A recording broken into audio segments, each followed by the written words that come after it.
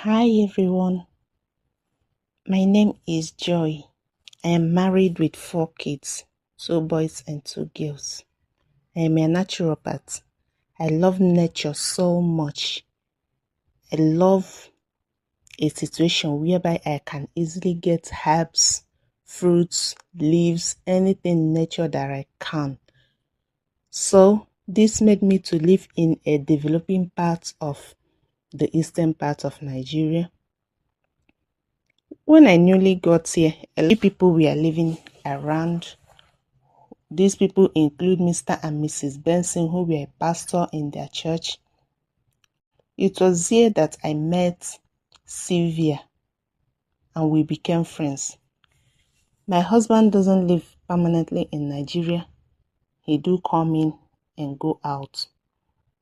Although he wasn't in support of me living in this part of the States, but that's what I love because I love nature. I love living places where I can access nature.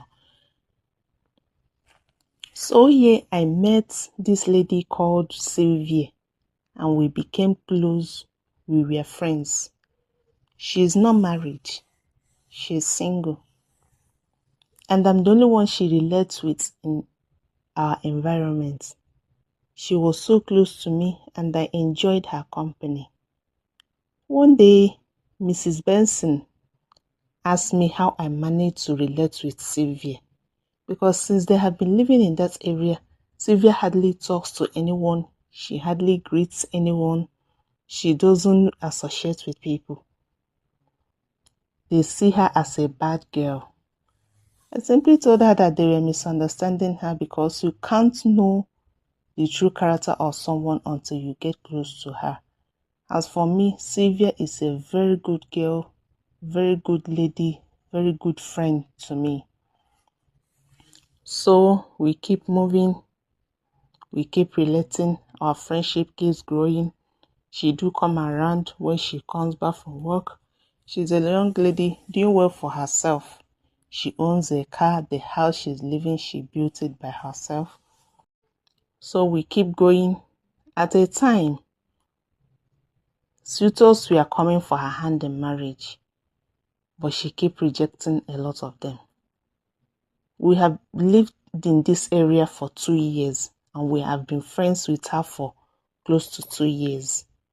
One day a man approached me asking me to help him talk to Sylvia to accept his marriage proposal. I was surprised. I told him to go and talk to Sylvia yourself. He said that he had been talking to Sylvia for a long time, but Sylvia had refused. That he really loved Sylvia, and he sees that I'm the only one that Sylvia associates with, that I should please help him and talk to Sylvia. Okay, I accepted. I later talked to Sylvia about it, encouraging her and trying to convince her to accept the guy or one of the suitors that is coming for her hand in marriage.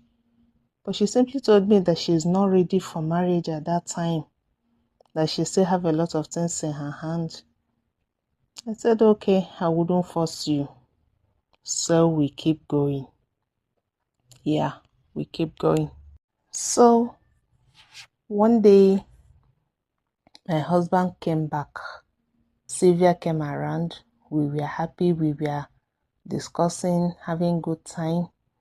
After the visit then, my husband told me that I should minimize the way I open arms for Sylvia, that he is not comfortable with her.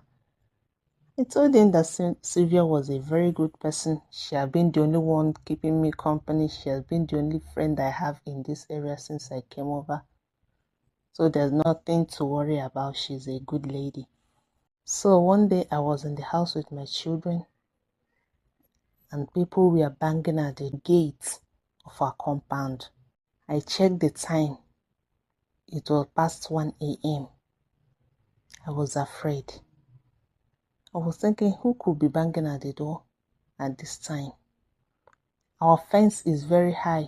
It would be impossible for anyone to climb over. And there's electric wire at the fence. And there was light. We have power in the wire. So will be very difficult for anyone to cross over. So these people have been banging at the door, shouting, "Open this door, else I shoot," and I heard a gunshot. I was afraid. I was just inside. Luckily, Mr. and Mrs. Benson heard the banging at the door. They called the security around. The banging continued for over 30 minutes before the security come around, and the people that were banging at my gates, all of them ran away. So I was afraid. I didn't know who I offended, who wanted to go, maybe whether they would come to rob or whatever. But I thank God for safety.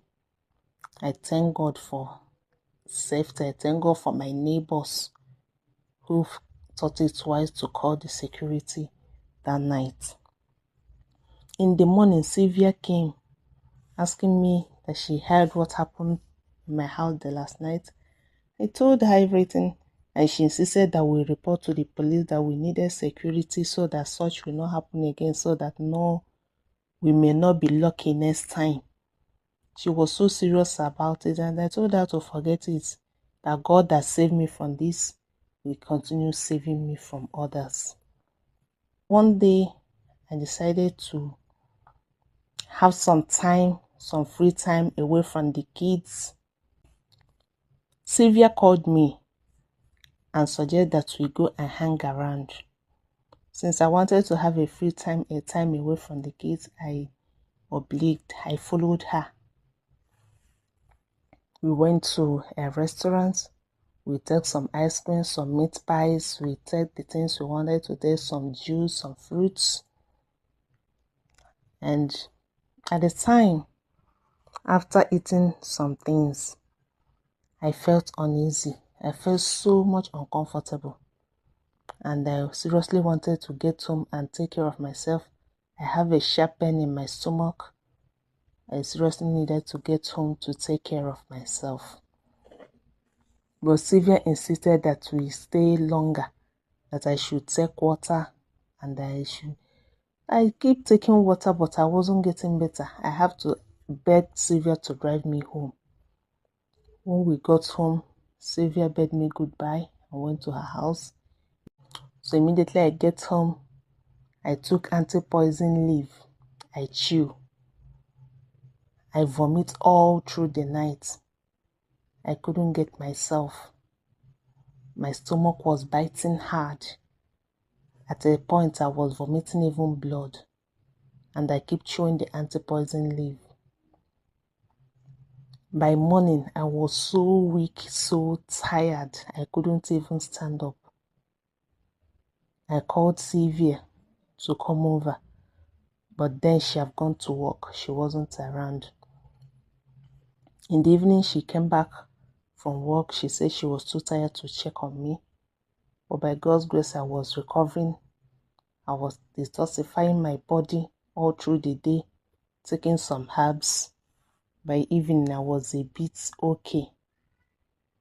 So it took me up to two weeks before I was able to recover from that experience.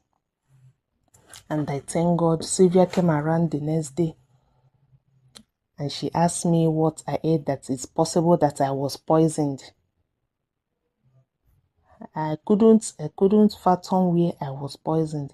It said that we have to go to the restaurant, we have to confirm what they served us, because that was the last thing I ate before that situation started. I told her that there was no need for that. She said that we needed to sue the restaurant. What if I had died? What if this? What if that? I said there's no need for that. God has saved me. And I was thanking God for giving me a caring friend like Sylvia. What would I have done without her? On the day of my birthday, Sylvia baked a very beautiful cake and brought to celebrate me. She gave me the cake. But as a naturopath, I love nature. I hardly eat junks.